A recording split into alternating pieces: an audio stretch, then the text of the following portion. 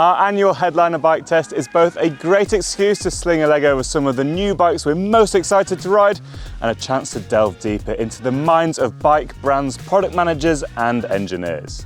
This year we've picked out 6 bikes that represent the current and future state of play in mountain biking, as well as being ones that have made us stoked to ride through what has been a particularly damp late summer. With a range of bikes aimed at a host of different riders, we've not tested these against each other. However, we've made sure to rally them back to back with their closest competitors to ensure our reviews are as thorough as you'd expect from MBUK.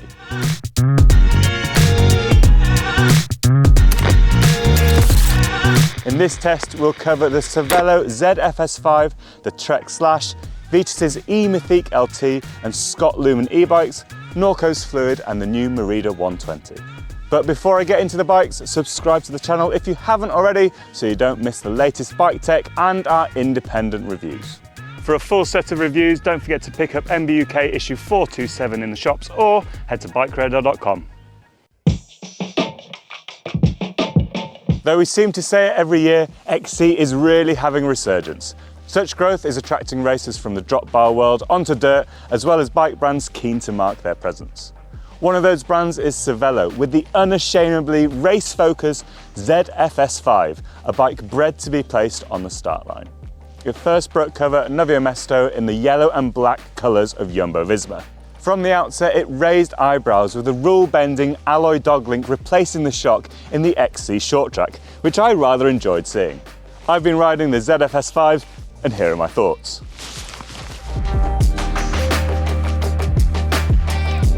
The Cervélo ZFS-5 is without doubt a full-gas, dedicated XC race bike that's focused for a life between the tapes. As you'd expect from a bike that costs a full 5 figures, it has a carbon frame save for the alloy rocker that drives a small volume Sidlux shock nestled under the top tube. The kit is high-end with an XX SL transmission and carbon wheels from sibling brand Reserve. Matching the rear travel is a 100mm RockShox Sid SL fork.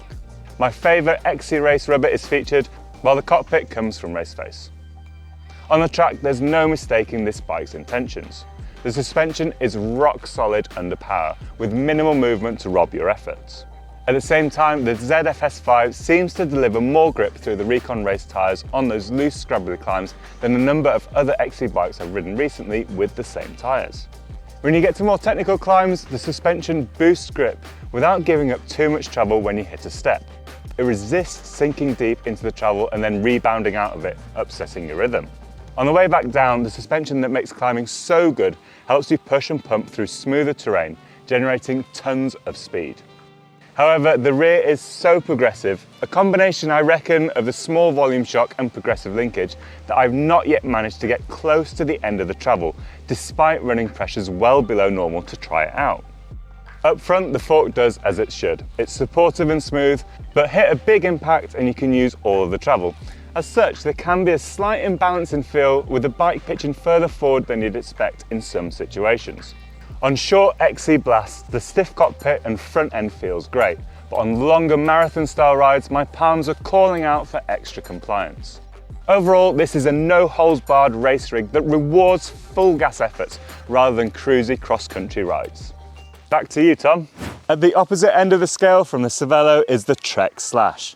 While high pivot bikes have been popular in the downhill world, in the enduro sphere it's been largely boutique brands who have slung a pivot and an idler pulley up high, leading some to believe that they were never going to truly reach the mainstream. However, with the release of the Slash, maybe it's time to reconsider. This 9.9 level bike gets SRAM's new EXO transmission and Bontrager's carbon hoops. Luke Marshall, who's ridden the Slash in the Rockies and on our Rockies trails too, is here to tell you more.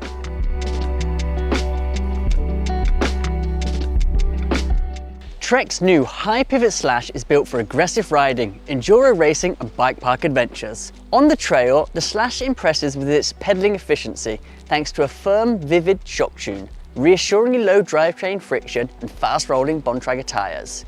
It climbs well, offering comfort for long rides and outperforms expectations considering the stats on paper. Surprisingly, the bike excels more on high-speed trails littered with jumps and hard compressions. Its firm shock tune offers stability and support, but the rear suspension feels less responsive over rough natural trails than you would imagine from its high pivot design. However, the Slash stands out in terms of agility, allowing riders to maneuver through tight turns with precision. Despite its aggro nature, it remains nimble and balanced. Still, the stiff carbon wheels and handlebars, coupled with the firm suspension, result in noticeable feedback in the hands on extended descents. Overall, the Trek's high pivot Slash delivers impressive pedaling efficiency and agility, excelling on fast flow trails, but falling short on rougher natural terrain. A shock retune could release its untapped potential. Love them or loathe them, electric mountain bikes are in high demand these days, and as with all types of bikes, there's a divergence in approaches. The Vitus E-Mythique LT is a long travel machine paired with a full power motor. So why is it here? Well, it's as pocket friendly as a fully capable EMTB gets, and it uses a Bafang motor, a unit not many other brands have spec'd yet. This alloy rig gets 170mm forks and a back end which delivers 160mm of travel. Our man in Scotland, Al Evans, has been tackling his local trails on Vitus's new budget-friendly electric mountain bike.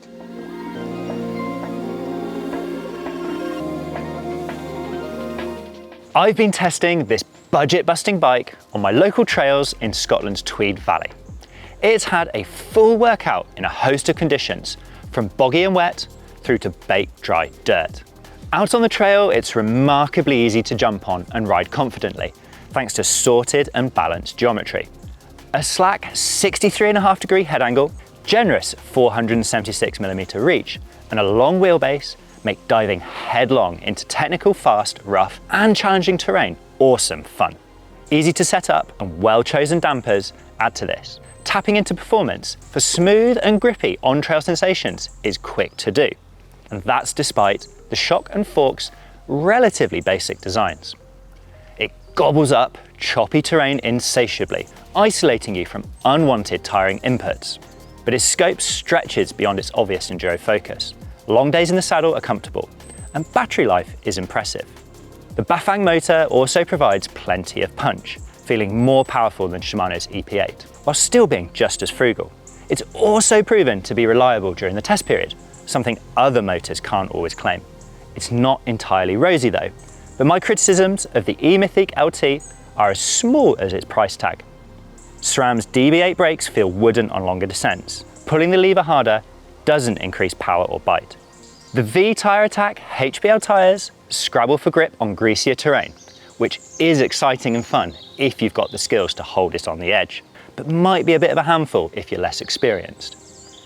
The motor's auto power off is quick, and the remote mode buttons are too easy to press, especially during the ferocity of descending. But if you're on a budget and pining for an enduro-ready e-bike, the E-Mythique LT VRX is a cracking choice.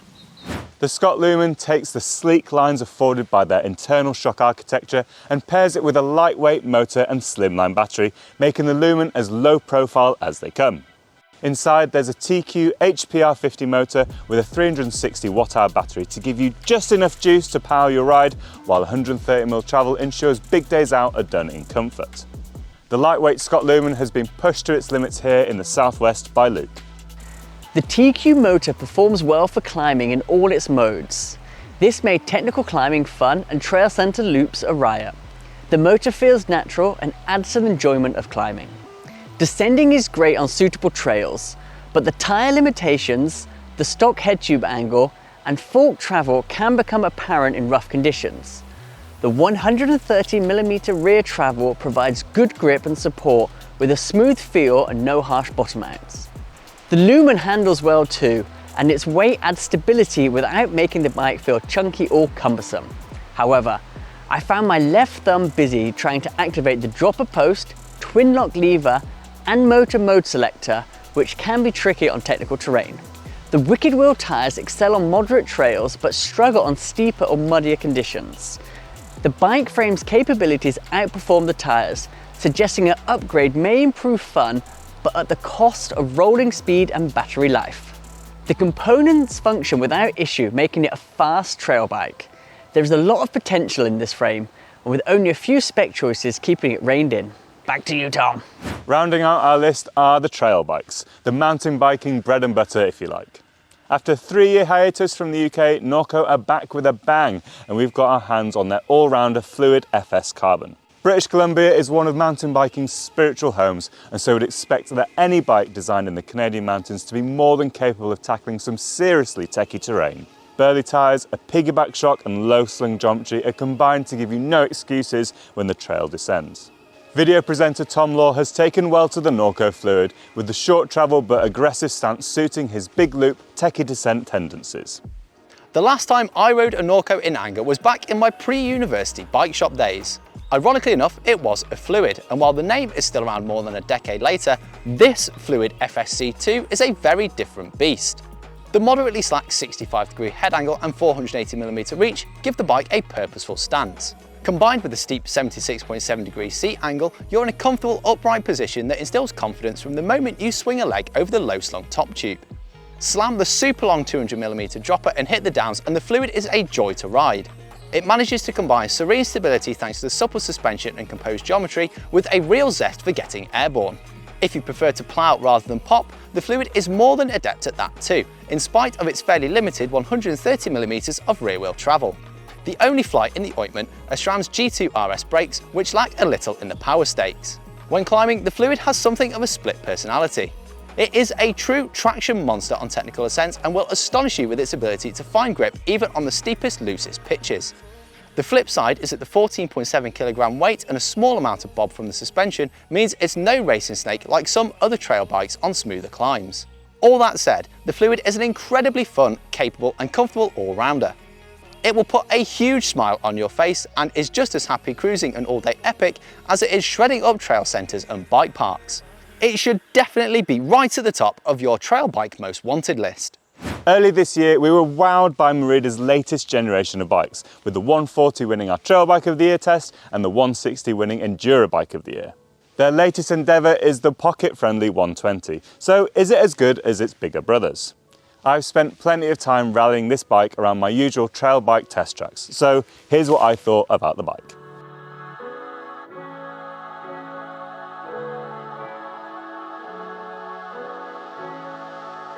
Merida pitched their new 120 as a bike that's fit to do it all, from all-day epics to smashing down tracks in your local woods. It's an alloy-only platform aimed at riders who want to supplement their longer travel enduro bike with something a little more agile, or at riders newer to the sport who might not want to drop a house deposit on their new bike. The bike has 130mm of travel at either end, with their FlexStay P-Flex suspension platform borrowed from their longer travel bikes, so it should be up to the rigours of your local trails. Sizing is pretty out there for a bike of this ilk, with a long reach of 485mm in their large equivalent long size and a steep 78.5-degree seat angle. The 66-degree head angle sits between their 96XC race bike and their 140 aggro trail bike. So what's it like to ride? As we now expect from Merida, it climbs with aplomb. I've not had to reach for the shocks lockout yet, and so long as you're not pedaling in squares, the suspension remains neutral virtually all of the time. The fast-rolling four-caster tyres from Maxxis do a decent job of balancing grip and rolling speed, so as trail bikes go, this one feels sprightly uphill. And the steep seat angle makes sharp, steep climbs a relative breeze. On the way down, the Merida's long front end gives the bike high-speed thrills, though the steeper than some head angle keeps handling reactive when you're twisting through trees. The suspension is very progressive, which keeps everything feeling taut rather than soft and forgiving. Personally, I like this, and it pays dividends when you hit trail features faster than you intended. The SRAM DB8 brakes aren't my favourite, but this particular pair on this bike are punchy enough, and the pike works adequately rather than blowing me away. I reckon the pick of the bunch is the middle 600 model, which is a Shimano Dial group and Shimano brakes, as well as a Mazzocchi Z2 fork, a steal at £2,500. So there we have it, our 6 headline bikes for 2024. What do you think of our selection? Let me know in the comments which bike you think will make a splash next year. Oh, and don't forget, if you've liked this video, give it a thumbs up, and why not watch this video too? Well, then we need like some sort of cut, won't we? Some sort of like, dun dun dun dun, B-roll.